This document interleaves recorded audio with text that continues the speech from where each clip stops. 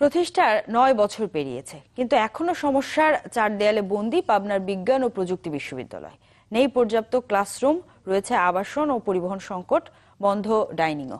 যদিও বিশ্ববিদ্যালয় কর্তৃপক্ষ বলছে সমস্যার সমাধানে সব ধরনের চেষ্টা চলছে। ২০০৮ সালে প্রতিষ্ঠা করা হয় পাবনা বিজ্ঞান ও প্রযুক্তি বিশ্ববিদ্যালয়, কিন্তু ৯ বছরেও বাড়েনি শিক্ষার্থীদের সুযোগ সুবিধা। বর্তমানে বিশ্ববিদ্যালয়টিতে ৫,০০০ শিক্ষার্থীর জন্য রয়েছে দুটি হোস্টেল। ছেলে ও মেয়েদের জন্য আলাদা হোস্টেল দুটিতে আবাসন সুবিধা রয়েছে মাত্র ১,০০০ শিক্ষার্থীর। শিক্ষার্থীদের অভিযোগ, হোস্টেল দুটির ডাইনিং বন্ধ রয়েছে কয়েক মাস ধরে। এছাড়া ক্লাসরুম সংকট সহ রয়েছে পরিবহন সমস্যাও।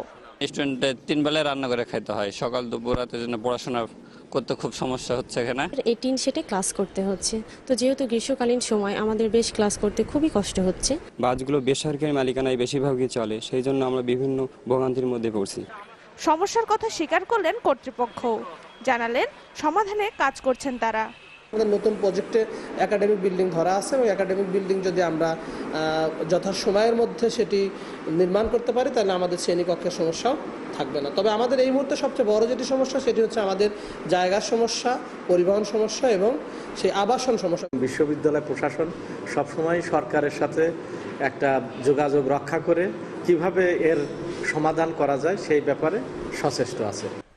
আবাসিক সুবিধা সহ শিগগিরই বিশ্ববিদ্যালয়টির অন্যান্য সুবিধা নিশ্চিতে কর্তৃপক্ষ ও সরকার সচেষ্ট হবেন, এমনটাই প্রত্যাশা শিক্ষার্থীদের।